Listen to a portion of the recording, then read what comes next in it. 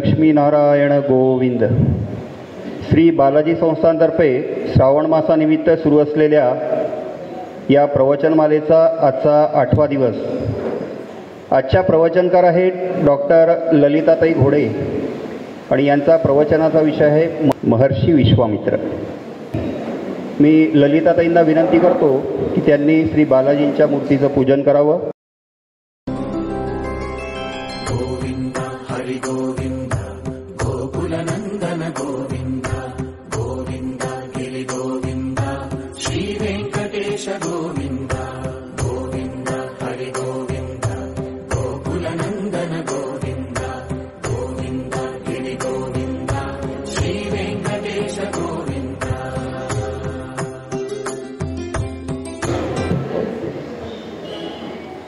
आजच्या प्रवचनकारांचं स्वागत सौ प्रांजली बट्टावारताई करतील अशी मी त्यांना विनंती करतो.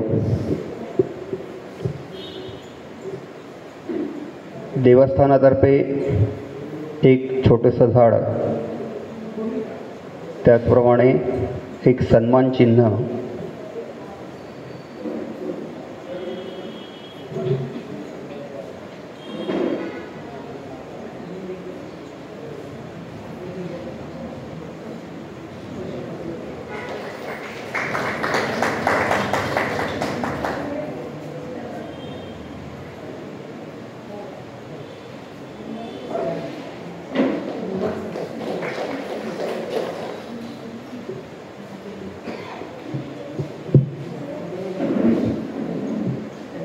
आजच्या प्रवचनकार डॉक्टर ललिताताई राजेंद्र घोडे यांचा मी परिचय करून देतोय. ललिताताईंचं एम.कॉम M.A मराठी अर्थशास्त्र या विषयात झालं असून BA ॲडिशनल झालेलं आहे. त्याचप्रमाणे B.Ed आणि मराठी विषयात त्यांनी PhD पण केलेलं आहे. स्वर्गीय देवराव पाटील विद्यालय यवतमाळ येथे सहाय्यक शिक्षिका म्हणून त्या निवृत्त झाल्या आहेत. वाचन, काव्य, कथालेखन, त्याचप्रमाणे नाट्य, अभिनय आणि प्रवचन याविषयीची त्यांना विशेष आवड. फार पूर्वीपासून श्रावणमास प्रवचनमालेमध्ये देखील त्या सहभागी आहेत. विविध संस्था, मंदिरे, शाळा येथे त्यांचे विविध विषयांवरचे व्याख्यानाचे कार्यक्रम देखील झालेले आहेत. शब्दातून मी हा काव्यसंग्रह आणि परिपाठातून विवेकानंद हा बालकथासंग्रह त्यांचा प्रकाशित झालेला आहे. 2012चा राष्ट्रीय आदर्श शिक्षक पुरस्कार राष्ट्रपतींच्या हस्ते त्यांना मिळालेला आहे. विदर्भस्तरीय कथालेखनामध्ये प्रथम क्रमांक, त्याचप्रमाणे काव्यलेखनामध्ये राज्यस्तरीय द्वितीय क्रमांक त्यांना प्राप्त झाला आहे. राज्यस्तरीय आदर्श स्काउट गाईडवर स्काउट गाईडचा पुरस्कार मुख्यमंत्र्यांच्या हस्ते त्यांना प्राप्त झाला आहे. संस्कार भारतीच्या त्या यवतमाळच्या पूर्व अध्यक्ष आहेत. त्याचप्रमाणे दीनदयाल सेवा प्रतिष्ठानच्या स्वयंसिद्धा समितीच्या त्या अध्यक्षा म्हणून देखील कार्य करत आहेत. डॉक्टर ललिताताईंचा आजचा विषय आहे महर्षी विश्वामित्र. मी ललिताताईंना विनंती करतो की त्यांनी आपल्या प्रवचनास प्रारंभ करावा. धन्यवाद अतुल भाऊ. श्री गणेशाय नमः. गणेशाला वंदन करते. त्याचप्रमाणे ज्याच्या आशीर्वादाने आणि ज्याच्या साक्षीने आपण या ठिकाणी ही प्रवचनमाला ऐकतो आहे त्या श्री बालाजीला वंदन करते. आणि या ठिकाणी उपस्थित रोज अगदी, आणि मी आत्तापर्यंत तिथे बसत होती श्रोता म्हणून, तर मला माहिती आहे की कोण रोज येत होतं. तर रोज अगदी उपस्थित राहणारे माझे श्रोतृ भक्त सगळ्यांना सादर प्रणाम करते. आपल्या सगळ्यांना माहीत आहे यवतमाळकरांना की यवतमाळातील हे बालाजी मंदिर जे आहे, ही समिती वेगवेगळ्या वैशिष्ट्यपूर्ण विषयांना घेऊन प्रवचनमाला आयोजित करत असते. आणि खरोखर यावर्षीचा हा जो विषय आहे ऋषीचरित्र, अतिशय स्तुत्य असा विषय, ज्यामुळे सगळ्यांनाच आपल्याला नेहमी ज्यांची आपण नावं घेतो त्या सगळ्या ऋषींचे चरित्र ऐकायला मिळाले. 7 चरित्र कालपर्यंत झालेले आहे. आणि मी पहिल्यांदा श्रोता म्हणून, जरी वक्ता म्हणून आज असली तरी त्या सगळ्या 7 प्रवचनकारांचं खूप कौतुक करते मनापासून की त्यांनी अतिशय सुंदर रीतीने आपले जे ऋषी वाटायला आले होते ते मांडलेले आहे. आणि पुढचे जे आहे ते सुद्धा अगदी चांगले होणार आहे. आजचं तुमच्यावर सोपवते. तर ऋषी म्हणजे काय? तर श्रीमद भागवतामध्ये भगवंतानी असं म्हटलेलं आहे की अहमात्मा गुडाकेश सर्व भूताशय स्थितः, मी सर्व भूतमात्रांमध्ये राहतो. हो, अगदी खरं आहे, सगळ्या भूतमात्रांमध्ये परमेश्वर आहे. पण ज्यांच्यामध्ये या भगवंताचं वास्तव्य विशेष रूपाने आहे असा महापुरुष हजारात एखादा असतो आणि त्यालाच ऋषी म्हणतात, त्यालाच संत म्हणतात, त्यालाच सत्पुरुष असं म्हणतात. तिघही श्रेष्ठ आहेत. सत्पुरुष श्रेष्ठच आहे, त्याच्यापेक्षा संत श्रेष्ठ, आणि संतांपेक्षाही अद्भुत असं चरित्र, असं जीवन असतं ते ऋषींचं, जे आपण कालपर्यंत 7 ऋषींचं बघितलं. आपल्याला त्याचा प्रत्यय आलेला आहे. आजही आपण अशाच एका ऋषीचं चरित्र ऐकणार आहोत, जे आपल्या अगदी लहानपणापासनं परिचयाचे आहे, आपल्याला भेटलेले आहे. लहानपणापासून इथे बहुतेक सगळ्यांना त्यांच्या आजींनी गोष्ट सांगितली असेल, आणि आवर्जून विश्वामित्राच्या 2 गोष्टी तर आजी आपल्याला सांगायचीच, एक मेनकेची आणि दुसरी हरिश्चंद्राची. त्यामुळे अगदी लहानपणापासून हे ऋषी महर्षी विश्वामित्र आपल्याला भेटत आलेले आहे. आणि माझे हे विश्वामित्र, आज मी माझे म्हणते कारण ते माझ्या वाट्याला आलेले आहे, ते तर आपल्याला या 7 दिवसातही भेटले. हो, 2दा भेटले, एकदा महर्षी वसिष्ठांच्या चरित्रात आणि एकदा परशुरामांच्या चरित्रामध्ये.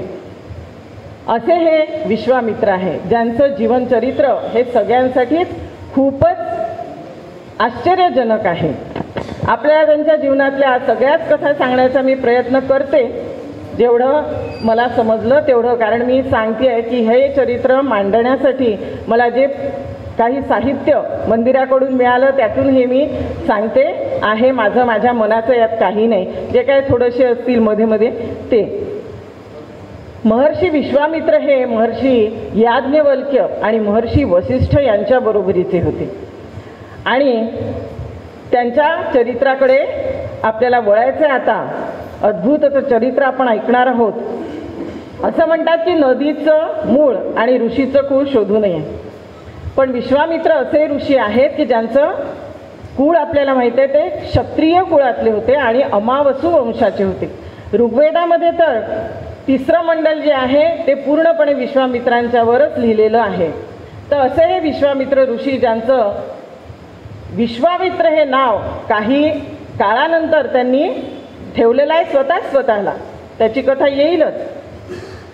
कान्यकुब्ज क्षेत्राजवळ, ज्याला कनौज असं म्हटलं जातं, त्या ठिकाणी एक राज्य होतं. त्याचं नाव कुशिक राज्य, कान्यकुब्ज. कुशिक व राजा त्या ठिकाणी होऊन गेला होता. त्याचा पुत्र गाधी राजा. या गाधी राजाचा मुलगा कौशिक. या विश्वामित्रांचं हे कौशिक जे नाव आहे, त्यांना विश्वरथ असं सुद्धा म्हटलेलं आहे परशुरामांच्या चरित्रामध्ये. त्यामुळे मी कौशिक हे नाव घेतलं आहे, तर वारंवार मी कौशिकच म्हणणार आहे. तर कौशिक हा पुत्र त्यांचा, ज्याला आपण विश्वामित्र म्हणतो. आता विश्वामित्र म्हटल्यानंतर दुसरं नाव आपल्यासमोर आपोआप येतं, ते म्हणजे वसिष्ठांचं. असं का होतं बरं? तर त्यांच्यामध्ये झालेला, त्या काळात झालेला तात्विक आणि राजकीय वाद. खरं तर हा वाद 8-10 हजार वर्षांपूर्वी होऊन गेला, पण तो आज आपल्यापर्यंत पोहोचलेला आहे. याचं कारण काय? त्या वादातून आपल्याला, म्हणजे आत्तापर्यंत होत गेलेल्या मानव जातीला काही ना काहीतरी शिकवायचं आहे, संदेश द्यायचा आहे, असं मला वाटतं. तो वाद काय झाला तो आपण नंतर पाहूया. तर हा गादी राजा पराक्रमी होता, सगळं काही त्याच्याजवळ होतं, पण त्याला अपत्य सुख नव्हतं. ही एकच खंत होती. आतापर्यंत 7 चरित्र पाहिले, त्याच्यामध्ये ही कॉमन गोष्ट आहे की अपत्य प्राप्ती नव्हती, आणि नंतरच कुठल्या तरी प्रसादाने ते पुत्र झाले आणि ते ऋषी झाले. तर तसंच या गादी राजाचं सुद्धा होतं. तर त्यांनी अपत्य प्राप्तीसाठी सोमयाग नावाचा याग केला, आणि त्याच्यातून एक सुंदर अशी कन्या त्यांना प्राप्त झाली. त्या यज्ञामधून तिचं नाव ठेवलं सत्यवती. अतिशय सुंदर, अतिशय लावण्यवती ही मुलगी होती. हळूहळू ही मोठी व्हायला लागली, तरुण झाली. आपल्या मैत्रिणींसोबत ती वनविहाराला गेली. वनविहाराला गेल्यानंतर तिथे तिने पाहिलं की एक तरुण तपस्वी फिरतो आहे. त्या तरुण तपस्व्याला पाहिल्यानंतर, त्याचं ते तेज पाहिल्यानंतर तिला असं वाटलं की माझं सौंदर्य याच्या तेजापुढे फिक्का आहे, आणि ती त्याच्या प्रेमातच पडली. हा कोण होता तपस्वी? तर त्यांचं नाव होतं रुचिक. रुचिक नावाचे हे तपस्वी होते. आता तपस्वी म्हणजे मी आत्ताच सांगितलं की तो तेजस्वी होता. तरुण होता. आपल्यासमोर तपस्वी म्हटलं की मुठीत नाक धरून बसलेल्या दिसतात, पण तसं नाही आहे.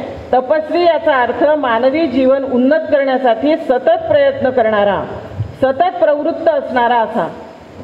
आणि या व्याख्येप्रमाणेच हा रुचिक होता. तर या रुचिकाने त्याच वेळेस त्या सत्यवतीला पाहिलं आणि तो तिच्या सौंदर्याने मुग्ध झाला. तो म्हणाला की याच मुलीशी लग्न करायचं. हे झाल्यानंतर दोघे आपापल्या घरी गेले. रुचिकाने लगेच लग्नाचा प्रस्ताव घेऊन गाधीराजाकडे प्रयाण केलं. गाधीराजाला म्हटलं की मला तुझ्या मुलीशी लग्न करायचं आहे. आता गाधीराजा आश्चर्यचकित झाला की असं कसं याला मी हो म्हणू किंवा नाही म्हणू, मला आधी सत्यवतीला विचारावं लागेल. तिने जर मान्यता दिली तर याच्याशी लग्न तिचं त्याचं करून देईल मी. तो आता हे हो नाही म्हणणं म्हणजे त्याला नाही म्हणू शकत नव्हता, होय म्हणू शकत नव्हता. म्हणून त्यांनी काय केलं, एक अट टाकली की तू मला जर 1000 श्यामकर्ण अश्व आणून दिले तरच मी तुला माझी मुलगी देईन. आता एक श्यामकर्ण अश्व मिळणं कठीण, तर हा 1000 श्यामकर्ण अश्व कुठून आणून देणार असं त्या गाधीराजाला वाटलं. तोपर्यंत हे पुढे ढकललं जाईल. पण हा होता तपस्वी रुचिक, एक कर्तृत्ववान, बुद्धिशाली आणि पुरुषार्थी आत्मा होता. यांनी तो ज्या प्रदेशात राहत होता, गंगेच्या प्रदेशामध्ये राहत होता, तिथल्या लोकांसाठी खूप मोठं काम केलं होतं. हजारो लोकांना त्यांनी जीवन दिलं होतं, अतिशय लोकप्रिय होता. मग त्यांनी जेव्हा ही अट सांगितली गाधीराजाची, तेव्हा हे सगळे लोक त्याच्या मदतीला धावले आणि त्या सगळ्यांनी देशोदेशा म्हणजे दूर दूर फिरून 1000 श्यामकर्ण अश्व शोधून आणले, ते रुचिकाच्या स्वाधीन केले. आता याबद्दलच असं दुसरं मत आहे की रुचिकाने गंगेकडून 1000 अश्व घेतले आणि ते गाधीराजाला दिले. आता गाधीराजाकडे हे अश्व घेऊन गेल्यानंतर त्याला आनंद झाला गाधीराजाला, कारण त्याने तेवढ्या वेळामध्ये सत्यवतीला रुचिकाबद्दल विचारलेलं होतं, तिने पण हो म्हटलेलं होतं. त्यांचं लग्न झालं. आता सगळं मनासारखं झालं. मनासारखा बायको मिळाली, मनासारखा नवरा मिळाला, पण पुढे सगळी मेख होती. या सत्यवतीला सांसारिक सुख उपभोगायचं होतं आणि रुचिकाला मात्र कर्मयोगामध्ये रस होता. तिने सांसारिक सुख मागितलं की जसं इतर पती पत्नी जगतात तसा मला जगायचं आहे, मला सुद्धा आई व्हायचं आहे, मला ते सांसारिक सुख तुम्ही द्या. तेव्हा रुचिक म्हणाला की मला याच्यामध्ये नाही रस, अगं मी तुझ्या सौंदर्याचा उपासक आहे, तुझ्या सौंदर्याचा भक्षक नाही. आणि तिथे त्यांच्यामध्ये ठिणगी पडली, पण ती ठिणगी पडली खूप मोठी नाही झाली, म्हणजे घटस्फोटा वगैरे सारखं आजकालच्या सारखं नाही झालं. त्यावेळेस ती घटस्फोटाची कदाचित कल्पनाही नसेल. ती बिचारी नाराजीनेच जीवन जगत होती. पण तिने एक दिवस हिंमत करून रुचिकाला म्हटलं, तुम्ही काही करा, तपानी का होईना, पण मला एक अपत्य प्राप्त करून द्या. रुचिक म्हणाला ठीक आहे, बिलकुल तुला मी एक अपत्य देणार, असं त्यांनी आश्वासन दिलं. आणि हे आश्वासन मिळाल्याबरोबर ही सत्यवती आपल्या आईकडे गेली आणि तिच्याकडे जाऊन तिने ही आनंदाची बातमी सांगितली की आई, मला असं असं आश्वासन मिळालं आहे. आता ही सत्यवती त्या गाधी पत्नीला सोमयागातून मिळालेली होती. तिला स्वतःला कुठे अपत्य झालं होतं, तीही अपत्य प्राप्तीची भुकेलीच होती. तर ती म्हणाली खूपच छान झालं. अगं तुझ्या पतीला अशक्य काय आहे, ते तर आकाशातले तारे सुद्धा तोडून आणू शकतात, इतके ते प्रभावी आहे. अगं तुला असं वाटत नाही का की तुला सुद्धा एखादा भाऊ असावा, माझ्यासाठी तू एक अपत्य माग ना त्यांच्याकडे. सत्यवती म्हणाली ठीक आहे आई, तुझंही बरोबर आहे, मी तुझ्यासाठी एक अपत्य रुचिकांकडे मागते. ती आनंदात घरी गेली, रुचिकांना आईची मागणी सांगितली. रुचिकांनी त्यालाही मान्यता दिली आणि त्यांनी ठरवलं की त्यांना दोघींनाही पुत्र द्यायचे. वेदात असं लिहिलं आहे की त्यांनी 2 चरू तयार केले, भाताचे गोळे. परशुरामाच्या आख्यानामध्ये सांगितलं होतं की त्यांनी एक फळ आलं, त्याचे 2 भाग केले. पण यामध्ये असं आहे की 2 भाताचे चरू त्यांनी मंत्रप्रभावाने प्रभावित करून दिले. पण त्याआधी त्यांनी असा विचार केला की सत्यवतीची आई ही क्षत्रिय आहे, त्यामुळे तिला जो पुत्र होईल तो क्षात्र तेजयुक्त असला पाहिजे. आणि ही सत्यवती आहे, ही माझी पत्नी आहे, ब्रह्मतेजयुक्त पुत्र तिला झाला पाहिजे. म्हणून त्यांनी तसे 2 चरू तयार केले, एक क्षात्र तेजयुक्त, एक ब्रह्मतेजयुक्त. आणि सत्यवतीला सांगितलं की हा क्षात्र तेजयुक्त आहे, हा आईला देशील, आणि हा ब्रह्मतेजयुक्त आहे, तो तू खाशील. सत्यवती ते चरू घेऊन निघाली, आईकडे गेली. दोघींनी आपापले चरू हातात घेतले. पण सत्यवतीच्या आईच्या मनात विकल्प आला. की कदाचित रुचिकाने अतिप्रभावी चरू हा आपल्या बायकोला दिला असेल, म्हणजे तिला चांगला पुत्र होईल, प्रभावी पुत्र होईल. तिला काही माहीत नव्हतं, क्षात्रजन ब्रह्मतेज काही माहीत नव्हतं तिला. तिने काय केलं, तिला सांगितलं की माझं तू खा, तुझा मी खाते चरू, आणि दोघींनी एकमेकींचे चरू खाल्ले. आणि त्याचा परिणाम असा झाला की सत्यवतीच्या आईला ब्राह्मतेज युक्त पण क्षत्रियाभिलाषी असा विश्वामित्र कौशिक पुत्र झाला, आणि सत्यवतीला क्षात्रतेज युक्त पण ब्रह्मणाभिलाषी असा पुत्र झाला, तो म्हणजे जमदग्नी. दोघं आता पहा इथे नातं, विश्वामित्र आणि जमदग्नी हे मामाभाचे होते, आणि त्यांच्यात एक साम्य गुण होता, तो म्हणजे तापटपणा.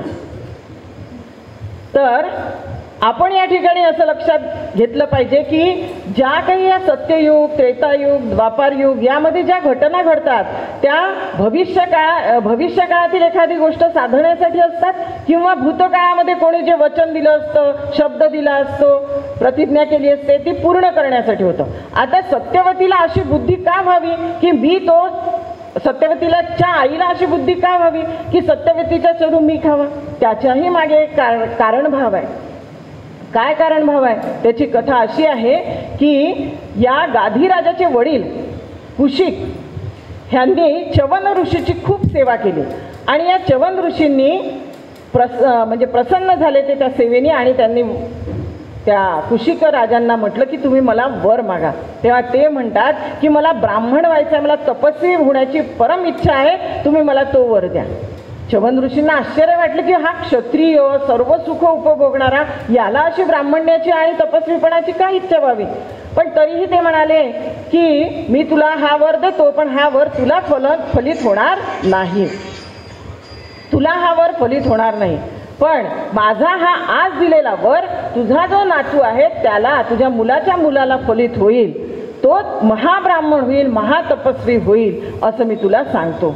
आणि हे जे वचन आहे, जे वर आहे जो च्यवन ऋषींनी दिला, तो पूर्ण करण्यासाठी म्हणजे ब्राह्मतेज युक्त एक क्षत्रिय ऋषी निर्माण होणार आहे, म्हणून हा असा बुद्धिभेद त्या ठिकाणी सत्यवतीच्या आईचा झाला.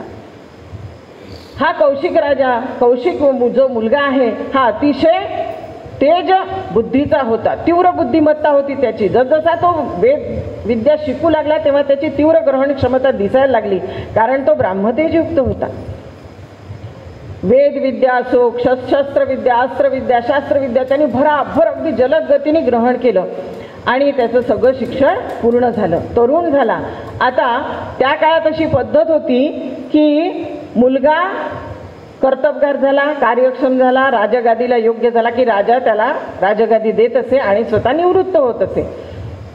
तर या गाधीराजाने सुद्धा तेच केलं की आपला मुलगा आता राज्यगादीवर बसायला योग्य झाला, त्याला त्यांनी राज्यगादी आणि राज्यकारभार सुपूर्द केला, आणि स्वतःच्या आत्मकल्याणासाठी तो वानप्रस्थामध्ये निघून गेला. कौशिक राजांनी सुद्धा अतिशय चांगल्या पद्धतीने राज्य केलं. एका ऋषीपुत्र असं पुस्तक आहे, त्यामध्ये म्हटलेलं आहे की कौशिकाचं राज्य हे मिलिटरी राज्य होतं, म्हणजे सगळं शिस्तबद्ध, सगळे सुखात, सगळे आनंदात, सगळे समाधानात, पण शिस्तीत. त्याच राज्याच्या जवळ वशिष्ठांचं आश्रमाचं राज्य होतं, ते स्वयंशासित होतं. तिथे कुठलाही नियम नव्हता, तिथे कुठलीही सूचना नव्हती. सगळे वशिष्ठांनी सांगितल्याप्रमाणे स्वतःचं काम स्वतः कोणी न सांगता करत होतं. मला असं वाटतं आज त्या स्वयंशासित राज्याची गरज आहे, कारण आपल्याला सारख्या सूचना द्याव्या लागतात. पाण्याचा नळ वाहत असेल बंद करा, लाईट उगाच सुरू असेल बंद करा, कचरा इथे तिथे टाकू नका. त्या ठिकाणी अशा सूचना देण्याची किंवा घेण्याची गरज नव्हती. तर या वशिष्ठांच्या आश्रमात आता कौशिक राजा जाणार आहे, ती कथा सुद्धा आलेली आहे. कौशिक राजा एका मोहिमेवर निघाला, तिथून तो विजयी होऊन निघाला परत आपल्या राज्याकडे. तर जाता जाता तो जंगलामध्ये थांबला, आणि तिथे त्याला कळलं की या ठिकाणी वशिष्ठांचा आश्रम आहे, या आश्रमात आपण वशिष्ठांची भेट घ्यावी असं त्याच्या मनात आलं. तो फ्रेश झाला, ताजातवाना झाला, आणि आपल्या सैनिकांना सगळ्या सूचना दिल्या की आज आपल्याला जंगलातच राहायचं आहे, तुम्ही सगळी सोय करा. आणि तो वशिष्ठांच्या दर्शनासाठी त्यांच्या आश्रमात गेला, वसिष्ठांना नमस्कार केला. वसिष्ठांनी राजाचं आर्गत स्वागत केलं आणि त्यांना त्या मोहिमेची सगळी कहाणी वसिष्ठांनी कौशिकाने वसिष्ठांना सांगितली. वसिष्ठ म्हणाले, हो तुम्ही जंगलात कशाला राहता, तुम्ही माझ्या आश्रमात या. कौशिक म्हणाला, हो ऋषीवर, मग आम्ही काय एकटा आहे का, माझ्याजवळ मोठं सैन्य आहे, 10,000 असं सैन्य सांगितलेलं आहे. तर म्हणे त्यांची सोय कशी होईल आश्रमात, अहो तुम्ही या तर खरी, मी तुमची सगळी सोय करतो. खरोखर हे वैदिक ऋषी जे आहे ना, हे खरे वैभव संपन्न होते. एकही जण भिक्षा मागत नव्हतं, एकही जण देणगी मागत नव्हतं. राजा देणगी पाठवत होता म्हणून वैशंपायन ऋषी घेत होते, ते मागत नव्हते. एकही ऋषी भिक्षा मागत नव्हता, देणगी मागत नव्हता. आपण आणखी एक वैशिष्ट्य म्हणजे वैभव संपन्न असूनही त्यांचा एकही पैसा भ्रष्टाचाराने मिळवलेला नव्हता. असे हे ऋषी आपल्या संस्कृतीमध्ये होऊन गेलेले आहे.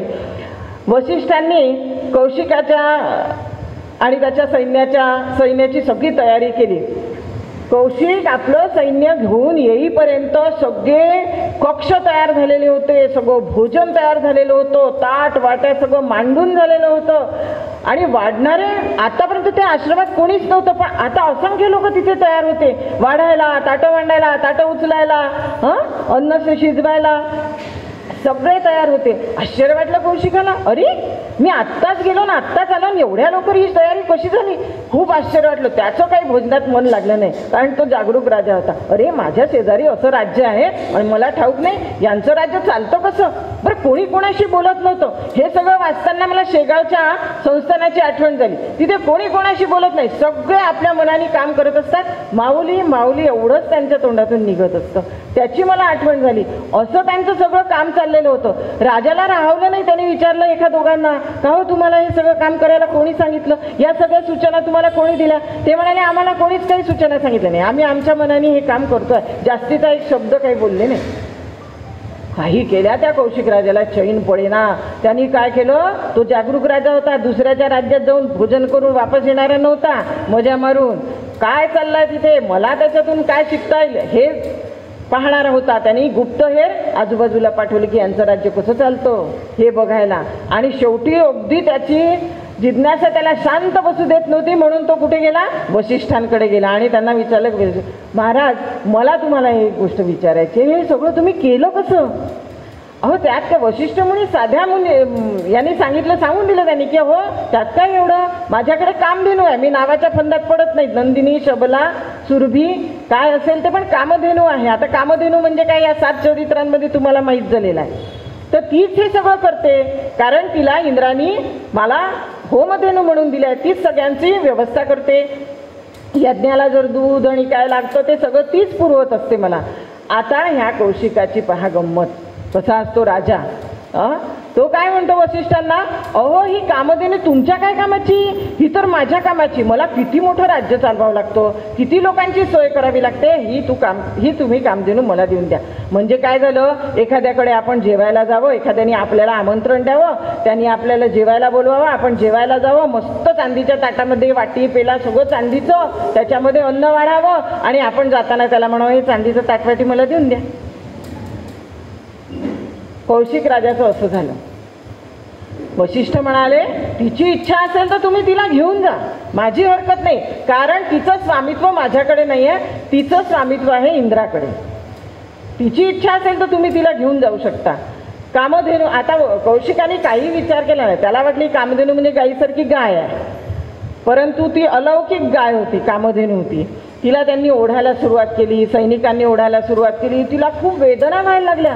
तिने कसं तरी स्वतःची सुटका केली आणि ती वसिष्ठांकडे गेली. वसिष्ठांना म्हटलं, मुनिवर अहो मी तुमच्या आश्रमात आहे, तुम्ही कशी काय त्या कौशिकाला मला देऊन टाकली. वसिष्ठ म्हणाले, मी नाही दिलं माते, तू मला दोष देऊ नको, मी तुला त्यांना दिलेलं नाही. असं आहे का, मग तुम्ही शांत राहा. तिने हुंकार टाकायला म्हणजे श्वास सोडायला सुरुवात केली, शेपटी आपटायला सुरुवात केली, पाय आपटायला सुरुवात केली आणि असंख्य सशस्त्र सैनिक निघाले आणि कौशिकाचा पराभव केला. कौशिक काय तो थांबणारा होता, त्या युद्धात पराभव झाला. तो पुन्हा आपल्या राज्यात गेला. आपल्या मुलांना आणि नवीन सैनिकाला, सशस्त्र सैनिकांना घेऊन त्यांनी पुन्हा आक्रमण केलं. लगेच ती कामधेनू, तो येताना पाहिल्याबरोबर कामधेनू वसिष्ठांकडे आली. ती म्हणाली, गुरुवर तो येतोय, पुन्हा सैन्य घेऊन येत आहे, तू थांब, आता तू काही करू नको, आता मी करतो जे काय करायचं. एक गवताची काडी समोर धरून ते उभे राहिले. इतके शस्त्र मारले त्या कौशिकाने, एकही शस्त्र वसिष्ठांच्या आश्रमातल्या कुणालाही म्हणजे इजा करू शकलं नाही. पुन्हा एकदा पराभव झाला. आता मात्र कौशिक राजा संतापला. पराभवाने तो अशी तिळपापड झाला त्याचा. आतापर्यंत पराभवाची सवयच नव्हती ना. मग काय करायचं. आता सुडाग्नी त्याच्या मनामध्ये, द्वेषाग्नी धुमसायला लागला. एक साधी गाय मागितली या वसिष्ठांना, ती दिली नाही. किती मोठा विध्वंस झाला, किती माझे सैनिक गेले. आता मात्र तप करायचं, या ब्राह्मणासारखं अस्त्रांनी सज्ज व्हायचं आणि याचा पराभव करायचा, या वसिष्ठांना संपवायचं, हेच माझ्या जीवनाचं ध्येय आहे. आणि दुसरं, एक गाय न मिळवू शकणाऱ्या मला राज्य करण्याचा काही अधिकार नाही, मी तपाला जाणार, असा तो म्हणतो आणि तपाला निघून जातो हिमालयाकडे. आता इकडे वसिष्ठ काय करतात. वसिष्ठ मुनी आपला पट्ट शिष्य जो वामदेव आहे त्याला आमंत्रित करतात. वामदेवाला कळलेली आहे युद्धाची घटना, त्यामुळे तो आला. त्यांनी प्रणाम केला गुरुवरांना आणि विचारलं की काय आज्ञा आहे. तेव्हा वसिष्ठ म्हणाले, आता कौशिक राजा तपश्चर्येला हिमालयात जाणार आहे, तेव्हा त्याला तू सांग की तू रुद्राकडे सगळे अस्त्र आहे, तर तू रुद्राची आराधना कर. वामदेवांना आश्चर्यच वाटलं. हो, दोनदा आक्रमण केलं तरी तुम्ही त्याला सांगता की रुद्राची उपासना कर, तपश्चर्या कर आणि पुन्हा अस्त्र मिळव. त्यांनी जर तुमच्या आपल्या आश्रमावर आक्रमण केलं आणि त्याचं सगळा आश्रम विध्वंसित केला तर. वसिष्ठ शांतपणे म्हणतात, आश्रमाच्या निर्मूलनाचा विचार करू नका. पुढे जे भविष्यात होणारं देव कार्य आहे, राम कार्य आहे, त्याचा विचार करा. आणि त्यांनी दिव्य दृष्टीने वामदेवाला पुढे कौशिकाकडून विश्वामित्र झाल्यावर जे रामकार्य होणार आहे, जे देव कार्य होणार आहे, ते दिव्य दृष्टीने दाखवलं. काय पाहिलं वामदेवांनी. त्यांनी पाहिलं की दशरथाकडे विश्वामित्रांनी रामाला मागितलेलं आहे.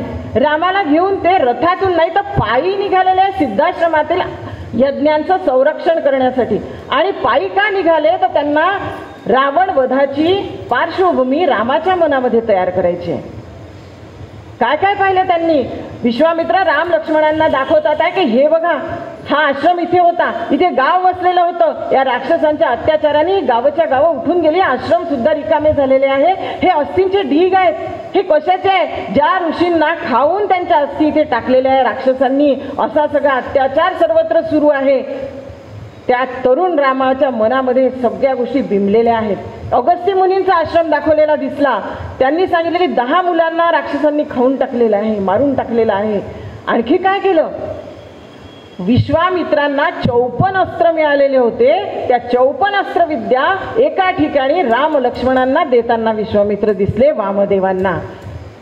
कारण ते अस्त्र रावण वधासाठी रामाला उपयोगी पडणार होते. अहिल्याचा उद्धार केलेला दिसला.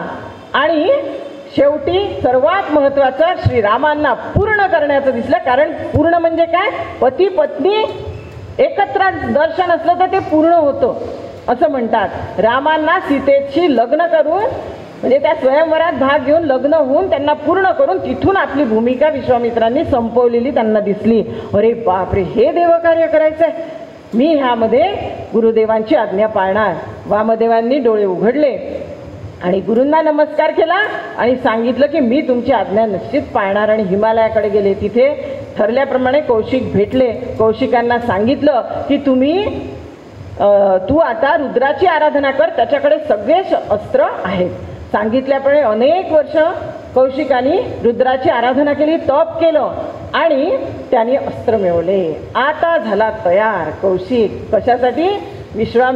वसिष्ठांवर आक्रमण करण्यासाठी. त्यांनी धनुष्यबाण घेतला, एक भुर्जपत्र घेतलं, त्याच्यावर कोरलं लढायला सिद्ध व्हा. आणि ते भुर्जपत्र बाणावर खोचला आणि बाण सोडला वसिष्ठांच्या आश्रमाच्या दिशेने.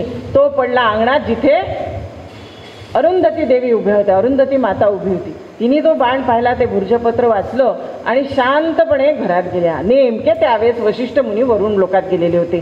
सगळी आश्रमाची जबाबदारी अरुंधती देवींवर होती. काय केलं अरुंधती मातेने? तिने देवघरात गेली, तिथे एक ब्रह्मदंड त्यांचा ठेवलेला होता, तो लहान होता. त्या ब्रह्मदंडाची पूजा केली आणि अथर्वणातले श्लोक म्हणण्यास सुरुवात केली. जसजसे श्लोक म्हणले जात होते तसा तो ब्रह्मदंड मोठा मोठा होत होता, तेजस्वी होत होता.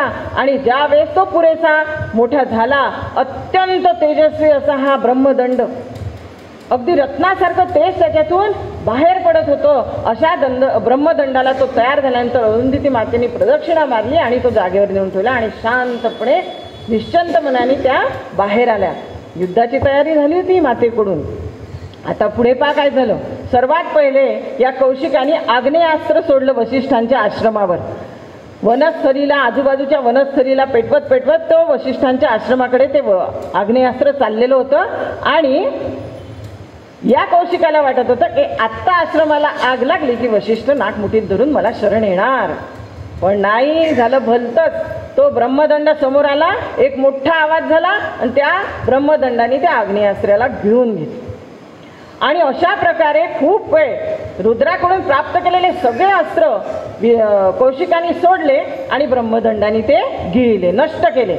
शेवटी एका विचित्र अस्त्राचा वार करून कौशिकाला ब्रह्मदंडाने बेशुद्ध पाडलं आणि त्याचा घास घेण्यासाठी तो जाणार तेवढ्यात वामदेव मध्ये येतात ब्रह्मदंड आणि कौशिकाच्या आणि सांगतात की याला तू आत्ता मारू नको, याची वेळ यायची आहे, याच्याकडनं खूप मोठं कार्य करून घेण्याचा ब्रह्मसंकल्प आहे, त्यामुळे तू आता शांत हो आणि आपल्या जागी जा.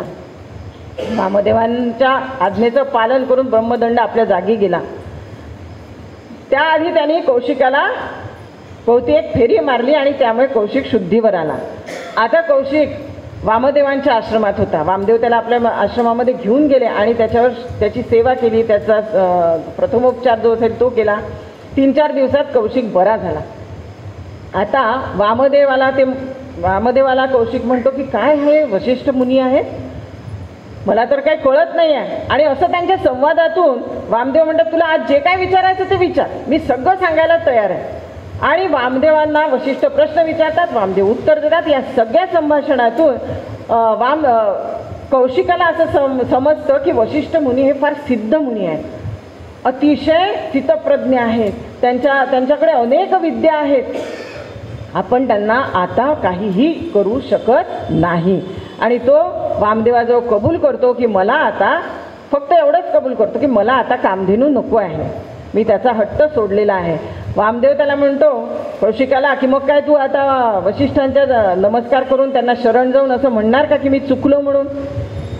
कौशिक म्हणतो अजिबात नाही, आता मी या आश्रमात त्यांच्या येईन तो पुन्हा आणखी एक वशिष्ठ बनूनच, असं तो म्हणतो. वामदेव गालातल्या गालात हसतात आणि म्हणतात की अरे वशिष्ठ होणे म्हणजे काय तुला माहिती आहे का? वशिष्ठ होणे म्हणजे स्थितप्रज्ञ होणे, ज्याच्या मनामध्ये कुठलेही संकल्प विकल्प नाही असं होणे, ज्याच्या मनात सतत लोककल्याणाचे विचार आहेत असं होणे, जो सतत लोककल्याणासाठी झटत असतो असं होणे, षड्रिपूंना जिंकणे म्हणजे वशिष्ठ होणे. त्यावरचा उपायही ते वामदेव कौशिकाला सांगतात की जर तुला असं निश्चंचल मनाचं व्हायचं असेल, स्थिर मनाचं व्हायचं असेल, जसे वशिष्ठ आहे तसं होण्यासाठी तुला वेदांमध्ये सांगितलेल्या देवतांचं आराधना करावी लागेल आणि ती तू कर, असा आशीर्वाद सुद्धा ते देतात. कौशिक वामदेवाला नमस्कार करतात आणि पुन्हा तपश्चर्येला निघून जातात. तप पूर्ण करून आलेला कौशिक जो आहे, तप त्याचं पूर्ण होतं, अनेक वर्ष तपश्चर्या करून बदललेला आहे. त्याची वृत्ती आता निश्चंचल झालेली आहे, पण मनातलं वैर गेलेलं नाही. वृत्ती निश्चंचल झाली म्हणजे थोडी स्थिरता त्या मनाला आली. या ठिकाणी आता लोककल्याणाचा विचार किंवा आपल्या लोकांचा विचार यायला लागला. त्यांच्या पहिल्यांदा लक्षात आलं की आपण आता काय लक्षात आलं ते नंतर सांगते. विश्वामित्र कसं नाव घेतलं ते सांगते की आता त्यांना असं वाटत होतं की विश्वाचा मित्र होऊन आपण विश्वकल्याण करायचं आणि म्हणून त्यांनी विश्वामित्र हे नाव धारण केलं. विश्वाचा मित्र हा विग्रह आपल्यासाठी बरोबर आहे, पण व्याकरणदृष्ट्या पाणिनींनी याला चूक ठरवलेला आहे. त्यांचं म्हणणं असं आहे, हे वेदामध्येच सांगितलेलं आहे, मित्र या शब्दाच्या मागे जेव्हा विश्व लागतो तेव्हा त्याचा अर्थ ऋषी असा होतो. आता तसं पाहिलं तर दोन्ही अर्थाने विश्वाचा मित्र म्हणूनही विश्वामित्रच आहेत आणि ऋषी म्हणूनही विश्वामित्र सार्थ नाव त्यांनी धारण केलेलं आहे. तर त्यांना आठवते ती आपली पत्नी. मी जेव्हा राज्यत्याग करून किती वर्ष झाले तप करून राहिलो, मला माहीतच नाही माझी पत्नी कशी आहे. सर्वप्रथम ते आपल्या पत्नीला भेटायला जातं, कारण आता कल्याण करायचं आहे, अन्याय कुणावरही करायचा नाही आहे. जे अन्यायग्रस्त आहेत त्यांना वाचवायचं आहे. तर ते जातात आणि तिची भेट घेतात आणि तिला विचारतात, कारण मी इतके वर्ष तप करत होतो तेव्हा तुझा सांभाळ कोणी केला. तेव्हा ती सांगते की माझा सांभाळ सत्यव्रत राजाने केला. हा सत्यव्रत राजा म्हणजे कोण, तर त्रिशंकू राजा.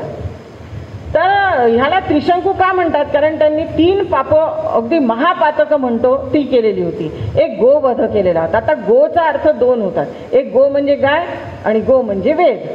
तर गायीचा वध त्यांनी केला नव्हता, तर वेदविरोधी काम त्यांनी केलं होतं. त्याचं असं होतं की हा तरुणपणी सत्यव्रत राजा अतिशय वाईट वृत्तीचा होता. अनेक त्यांनी म्हणजे उच्छृंखल वृत्तीचा होता, उन्हाळ होता. राजकुमाराला शोभेल असं त्याचं काही वागणं नव्हतं, म्हणून त्याच्या वडिलांनी त्याला बाहेर हाकलून दिलं होतं. म्हणजे त्यांनी पित्याला दुखवलं होतं, पित्याची अवज्ञा केली होती. तिसरं म्हणजे पहिलं पाप गोवध म्हणजे वेदविरोधी कार्य, दुसरं पाप पित्याची अवज्ञा केली होती, त्याचा अपमान केलेला होता, त्याला दुःखी केलेलं होतं. दुसरं आणि तिसरं म्हणजे परस्त्री हरण केलं होतं. जेव्हा पित्याने हाकलून दिलं तेव्हा तो चांडाळ वस्तीत राहत होता. काय त्यांनी केलं असेल तिथे परस्त्री हरण त्याच्या नावावर, ते तिसरं पाप होतं. आणि या 3ही पापांचं त्यांनी प्रायश्चित्त घेतलेलं नव्हतं. असा या सत्यव्रत राजाने माझा सांभाळ केला. तो नंतर राज्यावर बसला, नंतर सुधारला राजा झाल्यानंतर, परिपक्व झाल्यानंतर. आणि त्याची अशी इच्छा होती की मला सदेह स्वर्ग मिळावा. पहा, पाप केले आहेत पण इच्छा पहा की मला सदेह स्वर्ग प्राप्ती झाली पाहिजे या दोषांसह. म्हणून तो ही इच्छा आपली कोण पूर्ण करेल, सध्या कोण सर्वश्रेष्ठ आहे, वसिष्ठ मुनी. म्हणून तो त्यांच्याकडे गेला आणि वसिष्ठ मुनींना त्यांनी आपली इच्छा सांगितली. वसिष्ठ मुनी म्हणाले, जोपर्यंत तू या पापांचं प्रायश्चित्त करत नाही तोपर्यंत तुला सदैव स्वर्गागमन शक्य नाही. ते नकार देतात.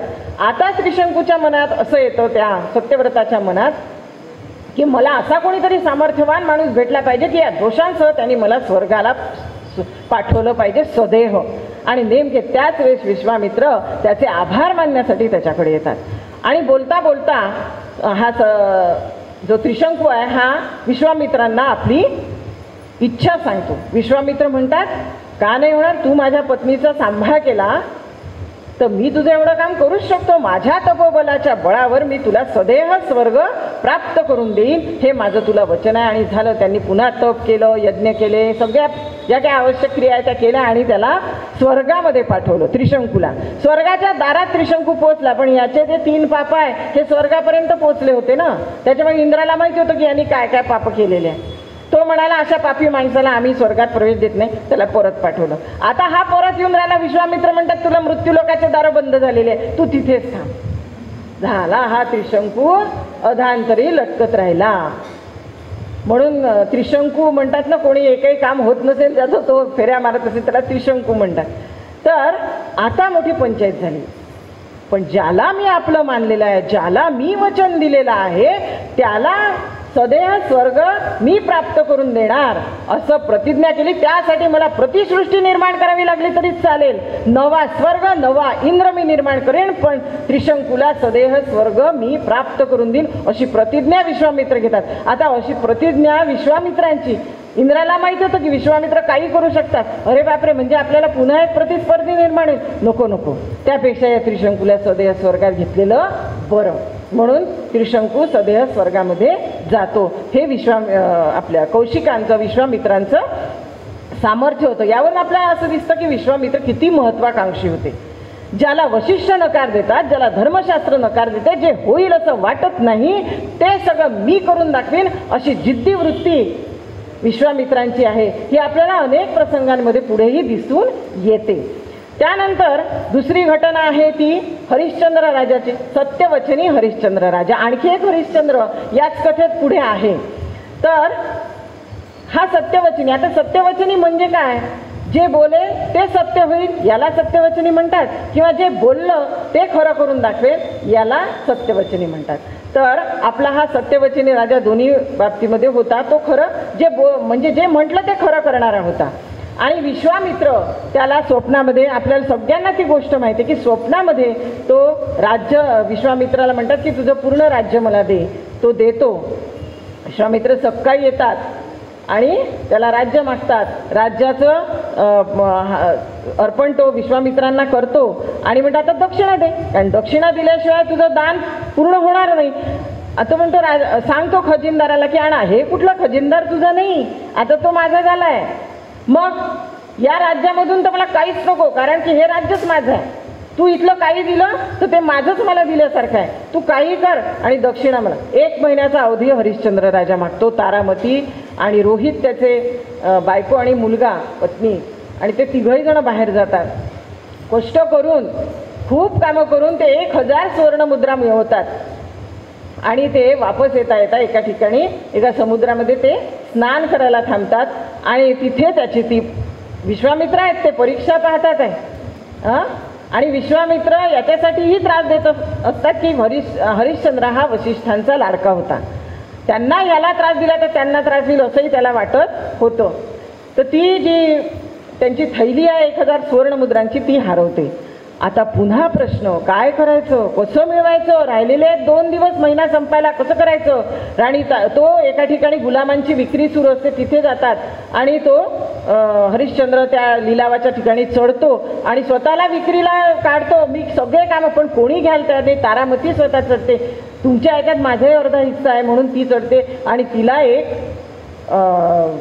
व्यापारी असतो, तो विकत घेतो कामासाठी घरच्या 500 सुवर्णमुद्रांना. आता रोहित लहान आहे, आईला घेऊन ते जात असतात. रोहित रडायला लागतो. तर ती विनंती करते त्या व्यापाऱ्याला की माझ्या मुलाला घेऊन चला, हो 5च वर्षाचा आहे, तो कसा राहील माझ्याशिवाय. म्हणून त्यालाही विकत घेतो 250 सुवर्णमुद्रांमध्ये. आता फक्त राहिले 250 सुवर्णमुद्रा. काय करायचं, 750 आहे, 250 पाहिजे आहे, मला कोणी विकत घेत नाही आहे. हरिश्चंद्र विचारमग्न होऊन बिचारा चाललेला आहे, अतिशय त्याची अवस्था वाईट आहे. आणि तेवढ्यात मागून एक स्मशानामध्ये जो डोम म्हणतात त्याला, तो आला आणि तो म्हणतो मला एक असा काम करायला पाहिजे. तर म्हणे 250 मुद्रांमध्ये मी तयार आहे, मग 250 मुद्रांमध्ये मी तुला घ्यायला. तर 1000 सुवर्णमुद्रा झाल्या आणि त्या तितक्यात हे झाल्याबरोबर विश्वामित्र आले, 1000 सुवर्णमुद्रा त्यांना दिला. आपलं वचन त्यांनी पूर्ण केलं आणि स्वतः गेला. त्याच्या पुढची कथा आपल्याला माहिती आहे की काशीमध्ये हरिश्चंद्र नावाचा घाट आहे की जिथे हरिश्चंद्र हा रखवालदार होता स्मशानाचा. तिथे चिता रचणे, चिता जाणे हे सगळे कामं तो करत होता. आणि तारामती आपल्या रोहित नावाच्या, त्या रोहिताला साप चावतो, तो तिथे येतात. तर मग ती सगळी कथा. जेव्हा तारामती त्या प्रेताला झाकण्यासाठी आपली साडी फाडायला निघते तेव्हाच सगळेजण अवतीर्ण होतात आणि तिला थांबवतात आणि प्रसन्न होतात. विश्वामित्र, शंकर सगळे प्रसन्न होतात आणि आशीर्वाद देतात. आता याबद्दल आणखी एक अशी कथा आहे की विश्वामित्र हे हरिश्चंद्राचे राजपुरोहित होते सुरुवातीला आणि राजसूय यज्ञ करायचा होता. वेदामध्ये ही कथा आहे. तर राजसूय यज्ञ करायचा होता, वसिष्ठांना तो होऊ द्यायचा नव्हता आणि म्हणून ते काहीतरी अडचणी आणतात. अयोध्येतल्या लोकांना घेऊन तो यज्ञ होऊ देत नाही. विश्वामित्र बाजूला होतात आणि हरिश्चंद्र राजा वसिष्ठांच्या हाताने तो यज्ञ करून घेतो आणि सगळ्यांना दक्षिणा देतो, विश्वामित्रांना देत नाही. ही दक्षिणा वसूल करण्यासाठी ही सगळी कथा घडलेली आहे. आता पुढची आहे गोष्ट, ती म्हणजे कल्माशपाद राजाची. एक कल्माशपाद नावाचा राजा असतो, त्याला स्वतः राजा असण्याचा अतिशय अहंकार आहे. मी राजा आहे, मी सर्वश्रेष्ठ आहे, असं त्याची भूमिका असते. कोणालाही अगदी हीन लेखायचं अशी त्याची वृत्ती असते. आणि एका ठिकाणी अरुंद रस्ता असतो, तिथेच नेमका वसिष्ठांचा पुत्र शक्ती मोठा मुलगा आणि तो राजा कल्माशपाद एकाच वेळेस त्या अरुंद रस्त्यावर येतात. दोघंही मागे हटायला तयार नाही. व शक्ती म्हणतो मी ब्राह्मण आहे, मी सर्वश्रेष्ठ आहे, मला पहिले जाऊ दे. राजा म्हणतो कल्माशपाद की मी राजा आहे, त्याच्यामुळे मला अधिकार आहे पुढे जाण्याचा, पहिले जाण्याचा. इतका वाद होतो, दोघंही मागे व्हायला तयार नाही. तर हा जो राजा कल्माशपाद आहे त्याची बघा काय करतो तो की आपल्या सैनिकांना म्हणतो या शक्तीला चापकानी मारा. सैनिक म्हणतात आम्ही नाही मारत, तो ब्राह्मण आहे. शेवटी तो राजा त्याला चापकानी मारतो. शक्ती त्याला शाप देतो की तू इथे आजपासून तू शक्तिहीन झाला, त्याचा पराक्रमच हिरावून घेतो. आता कल्माशपाद क्षत्रिय आहे पण पराक्रम त्याच्याजवळ नाही. अशा या कल्माशपादाला विश्वामित्र भेटतात तो सगळी कहाणी आपली विश्वामित्रांना सांगतो आणि म्हणतो, अरे या क्षत्रिय राजाचा पराक्रम हे हिरावून घेतला वशिष्ठ पुत्रांनी. मी याला तुला म्हणतो तो पराक्रम हिरावून घेतला ना, तुला शौर्य, तुझ्यातली शक्ती मी तुला परत देतो. आणि तो विश्वामित्र काय करतात, त्याच्यामध्ये राक्षसी शक्तीचा संचार करवतात. असं म्हटलेलं आहे की त्याचा मेंदू बदलला. मेंदू बदलला म्हणजे काय, त्याच्या मनात त्याच्या मेंदूमध्ये वेगळे विचार टाकले. आणि ते कोणते, तर तुला आता बदला घ्यावा लागेल. सुडाचे विचार, आपले विचार त्याच्यात टाकले. आणि वशिष्ठांच्या 100 पुत्रांना या कल्माशपादाच्या माध्यमातून विश्वामित्रांनी मारलेला आहे. प्रचंड दुःख या वशिष्ठांना झालेला. आता तुम्ही म्हणाल की वशिष्ठ तर स्थितप्रज्ञ होते, त्यांना कोणताच भावनेचा विकार होत नव्हता. पण त्याच्यासाठी एक गोष्ट आहे, ती म्हणजे कृतयुगाचं पहिलं चरण संपलेलं होतं, दुसरं चरण सुरू होणार होतं. त्याआधी कली हा वशिष्ठांना भेटायला आला. आता हे स्थानांतर म्हणजे स्थित्यंतर होणार आहे, तर माझा तिथे अवतार होणार आहे. माझा अवतार म्हणजे कली मी येणार आहे. तर मला तुमच्यावर जर या कलेचा प्रभाव झाला तरच इतर सृष्टीवर कलीचा प्रभाव होईल. म्हणून तो म्हणतो की तुम्ही काही काळासाठी तरी कोणता तरी विकार सहन करा. मग तो 100 वर्ष म्हणत असतो. पण वशिष्ठांच्या समोर कली बसलेला आहे. कसा बसलेला आहे, पूर्ण त्याने घोंगडीने आपलं शरीर झाकून घेतलेलं आहे की तुमच्या या कुठल्याही गोष्टीचा मला त्रास होता कामा नये. मी तुमच्यासमोर जास्त बोलू शकत नाही. माझे 100 क्षण होण्याच्या आत मी जातो. 100 दिवस तुम्ही हे दुःख सहन करा. बस एवढं म्हणतो आणि कली चालला जातो. वशिष्ठ मुनी ते स्वीकारतात, कारण हे सृष्टीचे नियम आहे. तर युगाचं ते स्थित्यंतर आहे. तर ते म्हणतात की मी हे 100 दिवस दुःख भोगीन. 100 दिवसासाठीच वशिष्ठ मुनींना हे दुःख मिळालेलं आहे. तो विकार त्यांनी स्वीकारलेला आहे. त्यानंतर मग आता पुत्रमरणाचं दुःख कल्माशपादाच्या माध्यमातून विश्वामित्रांनी वशिष्ठांना दिलं. आणि हे पुत्र मरणाचं दुःख विश्वामित्रांनीच दूर केलेलं आहे. कसं, आता ऐका.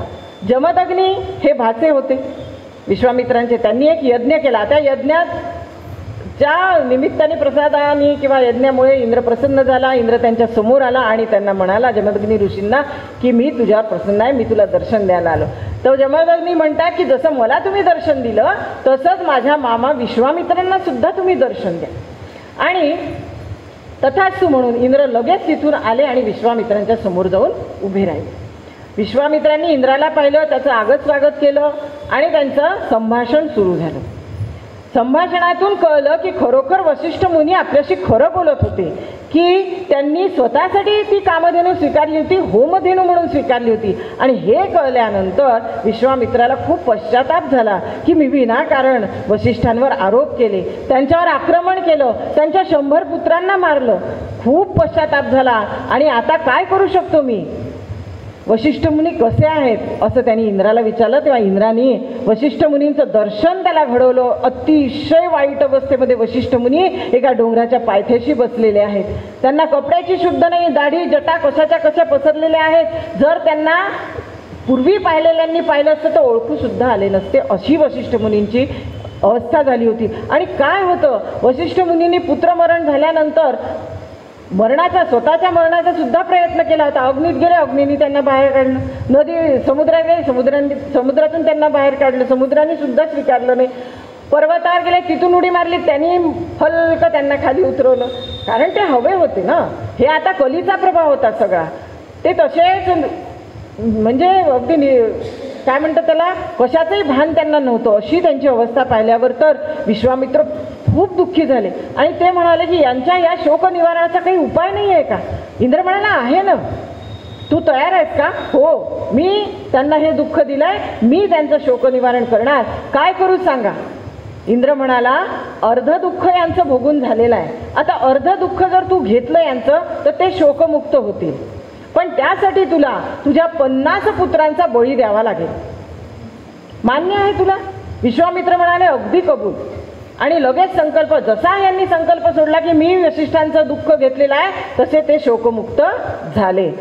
आता वशिष्ठ मुनी विश्वामित्राच्या समोर आलं की आणि इंद्र प्रसन्न झाला. इंद्र म्हणाला, धन्य आहे तुझी, स्वतःच्या तपोबलावर त्रिशंकूला स्वर्गात पाठवलं, स्वतः या वशिष्ठांचं दुःख तू घेतलंस. खरंच तू खूप महान आहेस. तुझं सगळं मंगल हो, योग्य वेळ आल्यानंतर तू हे कार्य करशील. संकल्प सोडला होता, आता फक्त पूर्ती करायची होती संकल्पाची. इंद्राने सांगितलं योग्य वेळ आल्यावर होईल.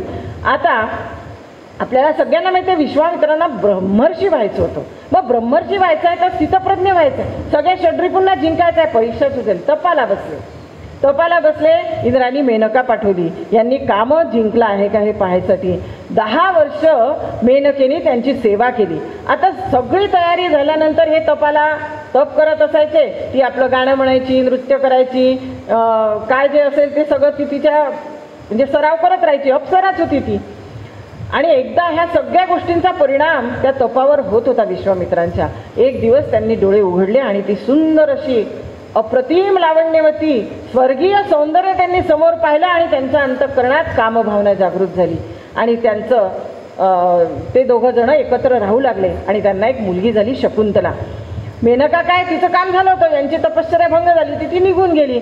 आता मात्र पश्चाताप झाला विश्वामित्रांना, काय करून बसलो मी, तप करायला बसलो, कामभावनेने माझं तप भंग झालेलं आहे. कण्व मुनींना ती शकुंतला सांभाळायला दिली आणि पुन्हा तपाला बसले. पुन्हा इंद्राने पाठवली मेनका, अप्सरा, कोण, रंभा. रंभेला पाहिल्याबरोबर हे संतापलेच एकदम. पुन्हा आली तप भंग करायला, तू कर्दळी होशील, कुठेतरी शिळा होशील असंही आहे. तर तिला शाप देतो, हे भगवंता कामाला जिंकलं पण क्रोध राहिला, आता क्रोधाला जिंकायसाठी मला पुन्हा तप करावं लागेल. कामाला जिंकलो, क्रोधाला जिंकायसाठी इतकं तप केलं त्यांनी आणि क्रोधाला सुद्धा जिंकलो. आता क्रोधाची परीक्षा पाहिजे आहे ना इंद्राला. तर ते तपश्चर्या पूर्ण झाली. आता पूर्णपणे स्थिर मनाचे स्थितप्रज्ञ षड्रिपूंना जिंकलेले विश्वामित्र प्रवास करतात त्या आश्रमाच्या दिशेने. अनेक दिवस प्रवास झाला. शेवटचे 4-5 दिवस त्यांना काही खायलाही नाही मिळालं. म्हणून ते जसे आश्रमात पोचले तशी आपल्या भोजनाची सामग्री त्यांनी जुळवली. भोजनाला बसणार तेवढ्यात इंद्र आला, मला भूक लागली. इंद्राने त्यांचं भोजन खाल्लं. एकदा दोनदा नाही, पुष्कळदा. पण विश्वामित्र शांत होते. त्यांनी म्हटलं इंद्राला की इंद्रा, जर माझं भोजन घेऊन तुला आनंद प्राप्त होत असेल तर मी धन्य झालो. जिंकले विश्वामित्र. आता त्यांना काय झालेलं होतं की एकच काळजी होती, आता बळी कोणाला द्यायचं, कोणते पुत्र, 50 पुत्र मला बळी द्यायचे, कसे करायचे. आता ते विचार करू लागले की 50 पुत्रांचा बळी दिला तर जी माता राहिली 50 पुत्रांची तिलाही तेच दुःख होणार जे वशिष्ठांना झालं. मग काय करायचं, 100 पुत्र जन्माला घालायचे, म्हणजे 50 गेले तर त्या राहिलेल्या 50कडे पाहून तिचं दुःख कमी होईल. ठरलं.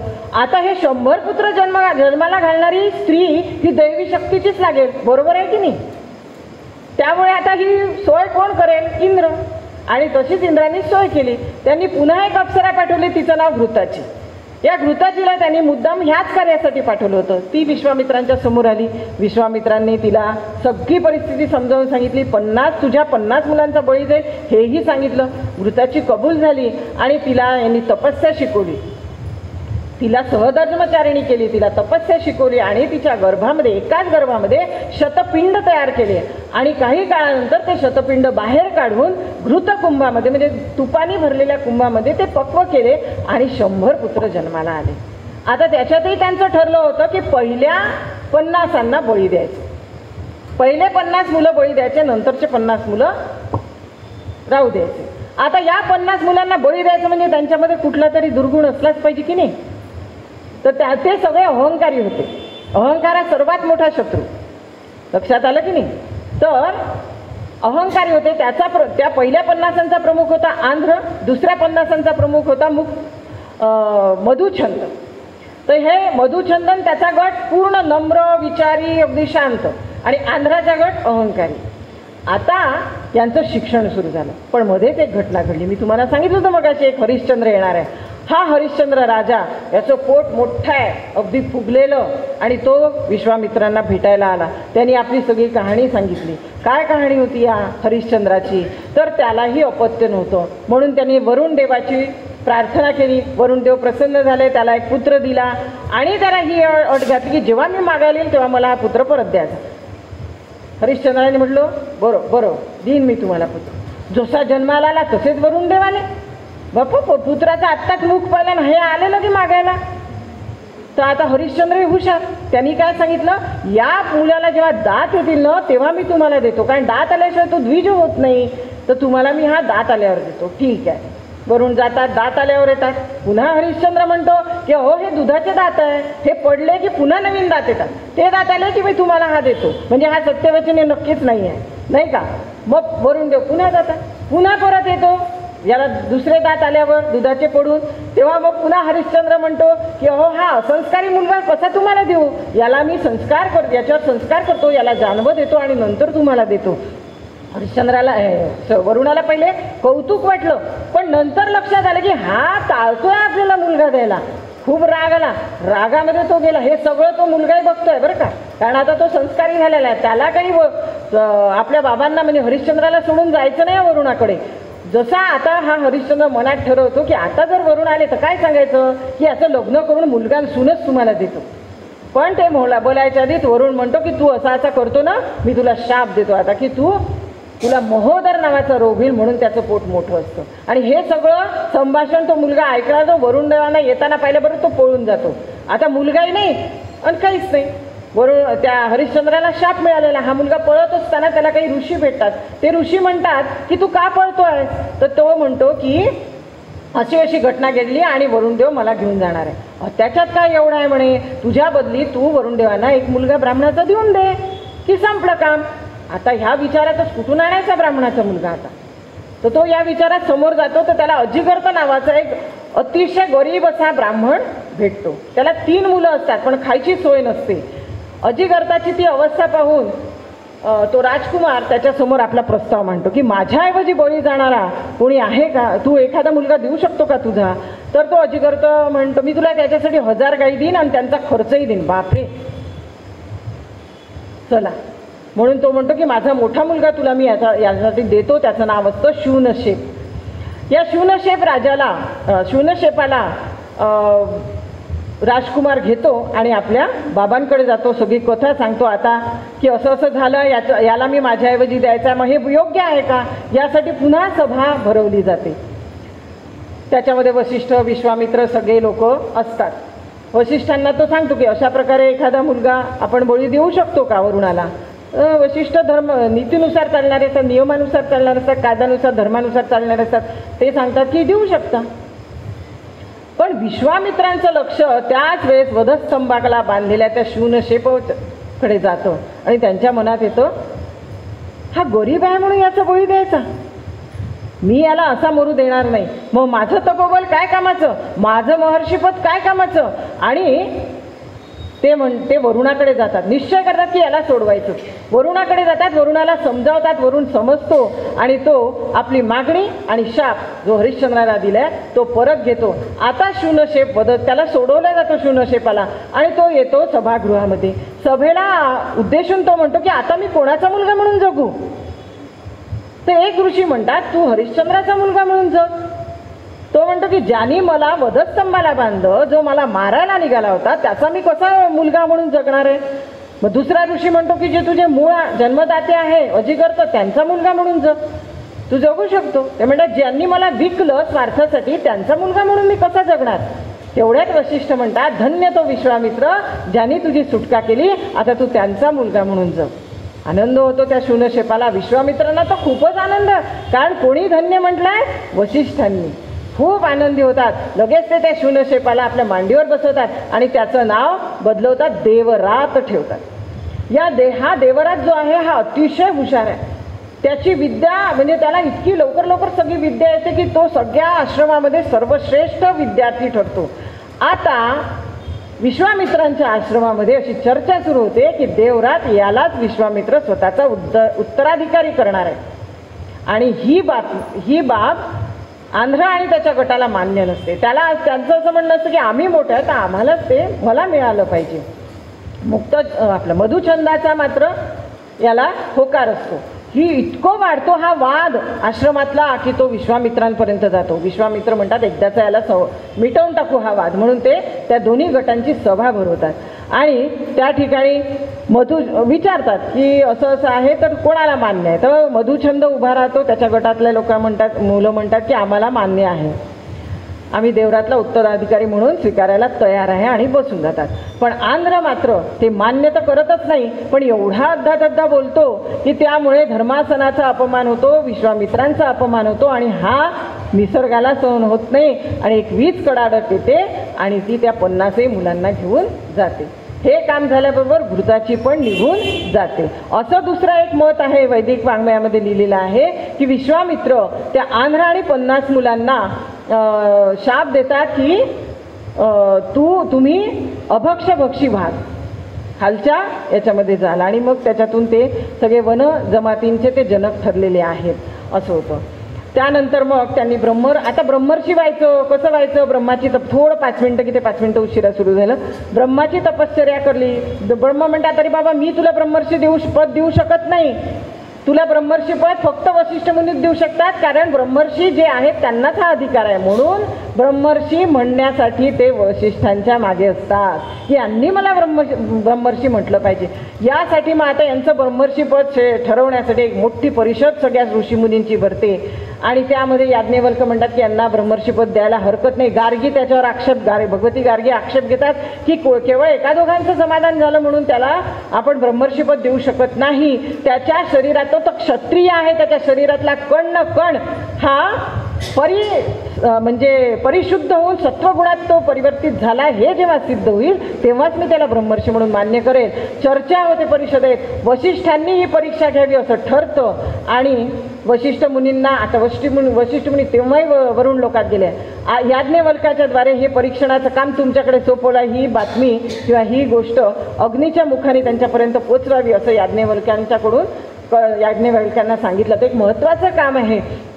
हे विरोध करणारी भगवती गार्गी ही विश्वामित्रांकडे पोचलेली आहे. आताच तयारीला लागले सगळे जायच्या, पण गार्गी म्हणते की विश्वामित्र एक काम फक्त तुम्हीच करू शकता, ते मी तुम्हाला सांगते. हा आर्यावर्त आहे, या आर्यावर्तामध्ये आर्यांची संख्या जास्त असायला पाहिजे, पण अनार्यांची संख्या वाढते आहे. तुम्हाला आर्यांची संख्या वाढवायची आहे. त्यासाठी मी माझं तपोबल तुम्हाला देते हे कार्य करण्यासाठी. सगळे ऋषीही त्यांना आशीर्वाद देतात. भगवती गार्गीने सोपवलेलं काम करण्यासाठी विश्वामित्र तयार होतात. मिळेल तेव्हा मिळेल ब्रह्मर्षी पद, पण हे कार्य महत्त्वाचं आहे. आर्यावर्तात आर्यांची संख्या वाढवायची आहे. मग त्यासाठी अनार्यांना त्यांनी अशा काही म्हणजे सगळ्या ज्या आवश्यक आर्य बनण्यासाठी आवश्यक असतात त्या क्रिया शिकवल्या. अनेक अनार्यांना त्यांनी आर्य केलं आणि मोठ्या संख्येने आर्यांची संख्या वाढवलेली आहे. आज अशीच परिस्थिती आहे. हिंदुस्थान आहे पण हिंदूंची संख्या कमी होते आहे. व्हॉट्सअपवर नुसते मेसेज पाठवून चालणार नाही. विश्वामित्रांसारखं कार्य आपल्या सगळ्यांना मिळून करावं लागेल. डोळे उघडे ठेवून समाजामध्ये वावरावं लागेल. लव जिहाद वोट जिहाद जे आहे त्याला मोडून काढावं लागेल. हे कार्य आपल्याला करायचं आहे. डॉक्टर स्वानंद पुंडशास्त्री यांनी आपल्याला सांगितलं की ऋषींच्या चरित्रातून आपल्याला आज काय करता येईल हे पाहिलं पाहिजे. ते अशा प्रकारे पाहायचं. शिवाजी महाराजांनी सुद्धा मुस्लिम झालेल्या हिंदूंना पुन्हा धर्मात घेतलेला आहे. तेच आपल्याला सगळ्यांना मिळून करायचं आहे. शेवटी वशिष्ठ मुनी परीक्षा घेतात. परीक्षेमध्ये ते पास होतात आणि उत्तीर्ण होतात. पास नाही म्हणणार मी, उत्तीर्ण होतात आणि त्यांना ब्रह्मर्षी विश्वामित्र म्हणून हाक मारतात आणि त्यांचं साध्य सफल होतं. पितामहांची इच्छा पूर्ण होते. याच्याबद्दलची एक गोष्ट आहे जी जान्हवीताईंनी सांगितली की विश्वामित्र वशिष्ठांच्या आश्रमात जातात की हे मला का म्हणत नाही आहेत ब्रह्मर्षी. ते पाहायला ऐकायला जातात. दोघं जण अरुंधती देवी आणि वशिष्ठ मुनी गप्पा करत असतात. कोजागिरीची रात्र आहे, पौर्णिमा आहे. कसं हे टिपूर चांदण आहे. कोणासारखं वाटतं? विश्वामित्राच्या तपश्चर्यासारखं वाटतं. अरे माझी स्तुती करतात बायकोजवळ आणि मला ब्रह्मर्षी म्हणत नाही, काय आहे हे? मग तुम्ही त्यांना ब्रह्मर्षी का म्हणत नाही? अरुंधती म्हणते. तेव्हा ते म्हणतात जोपर्यंत त्याच्या मनातली ही इच्छा जी आहे की मला विशिष्टांनी ब्रह्मर्षी म्हटलं पाहिजे, ही इच्छाच चुकीची आहे, ब्रह्मर्षी पदाला घातक आहे, जेव्हा तो हा आग्रह सोडेल तेव्हा मी त्याला ब्रह्मर्षी म्हणेल. हे ऐकल्याबरोबर विश्वामित्र धावत येतात, वशिष्ठांच्या चरणी नतमस्तक होतात आणि या ब्रह्मर्षी म्हणून वशिष्ठ त्यांना उठवतात आणि त्यांची इच्छा पूर्ण करतात. असं हे विश्वामित्रांचं चरित्र आहे. या सगळ्या चरित्रातून आपल्याला दिसलेलं आहे की प्रयत्नवादाचा मूर्तिमंत नमुना म्हणजे आदर्श म्हणजे विश्वामित्र आहे. अशा या विश्वामित्रांना मी इथे शतशः प्रणाम करते आणि थांबते, माझ्या वाणीला विराम देते. या ठिकाणी मला बोलण्याची संधी दिली त्याबद्दल समितीचे आभार मानते. विशेष आभार श्री मोरेश्वर पुंडशास्त्री आणि अतुल गंजीवाले यांचे, कारण त्यांनी खूप महत्त्वाची सामुग्री आम्हाला पुरवली. त्यामुळे एवढं 1 तासाचं भाषण किंवा व्याख्यान किंवा प्रवचन आम्ही करू शकलो. आणि तुम्हा सगळ्या श्रोतृगणांचा आभार मनापासून की तुम्ही शांतपणे सगळं ऐकून घेतलं. मला वाटलं की स्थितप्रज्ञ ऋषी माझ्यासमोर बसलेले आहे. धन्यवाद.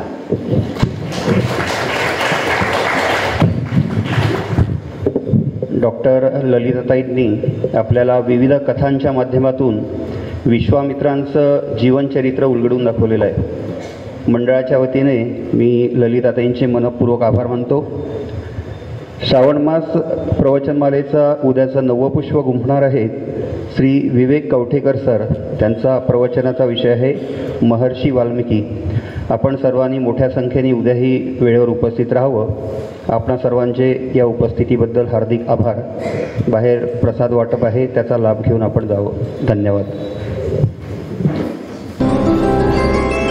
गोविंद हरि गोविंद